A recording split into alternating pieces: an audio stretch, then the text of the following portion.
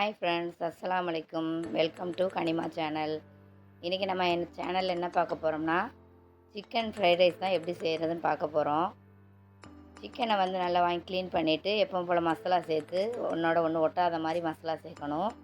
ஏற்கனவே என்னுடைய வீடியோவில் சிக்கன் வந்து மசாலா உதிராமல் வீடியோ எப்படி போடுறதுன்னு சொல்லிட்டு நான் போட்டிருக்கேன். அதை பார்த்து கூட செய்யுங்க. செஞ்சுட்டு அதை நல்லா சின்ன சின்ன பீஸாக கட் பண்ணி பிச்சு எடுத்து வச்சு ரெடி பண்ணி வச்சுக்கணும். வச்சுக்கிட்டு வெங்காயம், பச்சை மிளகாய் இது ரெண்டும் தேவையான அளவு கட் பண்ணி வச்சுக்கணும். காய்கறி நீங்கள் என்னென்ன காய்கறி போடணும்னு ஆசைப்பட்றீங்களோ அந்த காய்கறிகளை கட் பண்ணி வச்சுக்கோங்க. பொடிசாக கட் பண்ணணும். தேவையான அரிசியையும் வேக வச்சு ஒரு 3/4 பாகத்து அளவுக்கு வேக வச்சு நம்ம எடுத்துக்கணும். அதையும் ரெடி பண்ணி நம்ம எடுத்து வச்சுக்கிறணும். இதெல்லாம் ஒவ்வொரு ப்ரொசீஜராக சொல்கிறேன். சோறை வந்து கொஞ்சம் நல்லா ஆற வச்சு நம்ம எடுத்து வச்சுக்கணும். சூடோடு பெரட்டக்கூடாது. நம்மளுக்கு எவ்வளோ தேவைன்னு சொல்லிவிட்டு முட்டையை வாங்கி வச்சுட்டு அந்த முட்டையை நல்லா உப்புத்தூள், மிளகுத்தூள் இது ரெண்டும் போட்டு நல்லா பொடி மாஸ் மாதிரி நம்ம செஞ்சு ரெடி பண்ணி எடுத்து வச்சுக்கிறணும். இதெல்லாம் ரெடி பண்ணி எடுத்து வச்சுக்கிட்டோம்னா நம்மளுக்கு எல்லாத்தையும் ஒன்றா போட்டு பெரட்டுறது தான் வேலை. நம்மளுடைய சிக்கன் ஃப்ரைட் ரைஸு ரெடி ஆயிரும். இப்போ சிக்கன் ஃப்ரைட் ரைஸ்க்கு எப்படி தாளிக்கிறதுன்னு சொல்கிறேன். இந்த மாதிரி தனித்தனியாக நம்ம ரெடி பண்ணி எடுத்து வச்சுக்கிறணும். இப்போ ஒரு பாத்திரத்தை காய வச்சுட்டு கொஞ்சமாக எண்ணெய் ஊற்றிட்டு பச்சை மிளகா சேர்த்துக்கணும். 1 இல்லைன்னா 2. இப்போ வெயில் நேரன்றதுனால பச்சை மிளகா நிறைய போடக்கூடாது. அளவு கம்மி பண்ணியே போட்டுக்கணும். அதே மாதிரி நம்ம மிளகு தூளுமே சேர்க்க போகிறோம். அடுத்தடுத்து சிக்கனில் மிளகு சேர்த்துருக்கோம், பொடி மாசில் மிளகு சேர்த்துருக்கோம். அதெல்லாம் கணக்கு வச்சுக்கிட்டு இந்த காய்கறிக்கு மட்டும் தேவையான அளவுக்கு மிளகு சேர்த்துக்கிட்டு பச்சை மிளகா சேர்த்துக்கிட்டால் போதும்.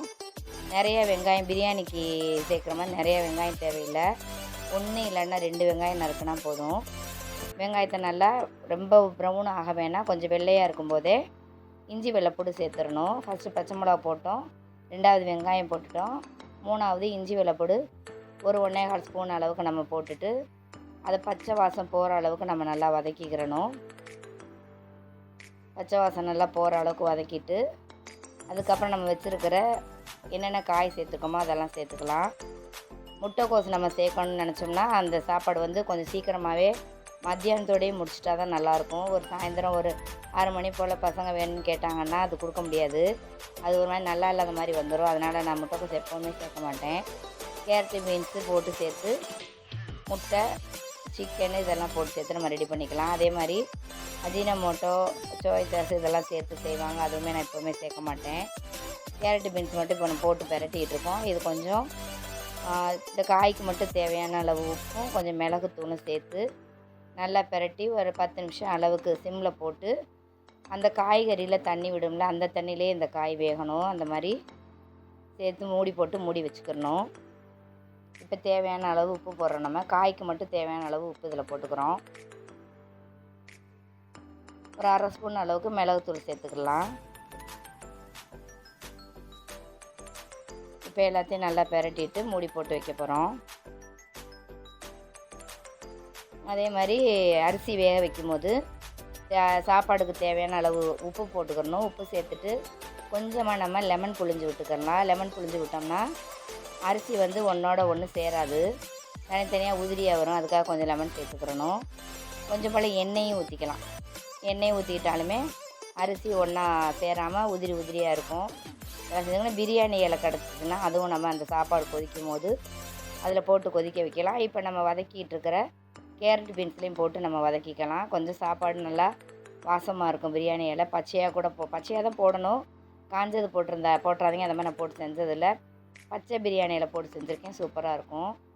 அந்த மாதிரி ட்ரை பண்ணுங்கள். இப்போ காய் நல்லா வெந்துருச்சு. இப்போ நம்ம பொடிமா செஞ்சு வச்சுருக்கிற முட்டையை எடுத்து அதில் சேர்த்துக்கிடுவோம். காய் நறுக்கிறது, சிக்கன் செய்கிறது, முட்டை செய்கிறது தான் நம்மளுக்கு வேலை. மற்றபடி தாளிக்க ஆரம்பிச்சிட்டோம்னா ஒரு 10 நிமிஷத்தில் டக்குன்னு வேலை முடிஞ்சிடும். இப்போ எல்லாத்தையும் சிக்கனு, முட்டை, காய்கறி எல்லாத்தையும் போட்டு ஒன்றா நம்ம ஒரு 10 நிமிஷம் அளவுக்கு ஸ்லோவில் போட்டு எல்லாத்தையும் ஒன்றா பெரட்டிக்கிறணும். அஜினமோட்டோ போட்டால் காய்கறி கலர் மாறாதுன்னு சொல்லுவாங்க.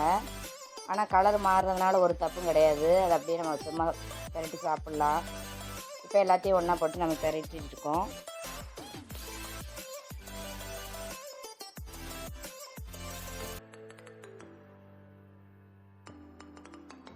ஒரு 5 நிமிஷம் அளவுக்கு மசாலா எல்லாம் ஒன்று சேர்கிற மாதிரி நம்ம எல்லாத்தையும் போட்டு கொஞ்சம் பெரட்டிகிட்டே இருந்துட்டு நம்ம ஆற வச்சுருக்கிற சோறு எடுத்து அதில் சேர்க்கணும்.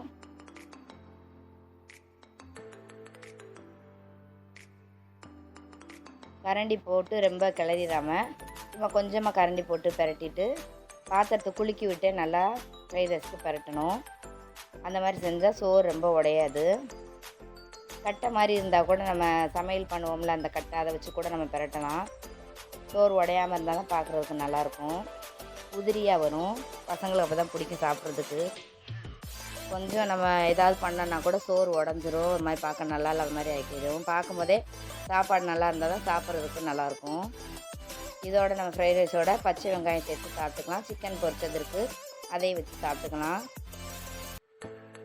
இதே மாதிரி நீங்களும் செஞ்சு ட்ரை பண்ணுங்கள். என்னுடைய வீடியோ பார்த்துட்டு லைக் பண்ணுங்கள், ஷேர் பண்ணுங்கள், கமெண்ட் கண்டிப்பான முறையில் பண்ணுங்கள். அடுத்த வீடியோவில் உங்களை நான் சந்திக்கிறேன்.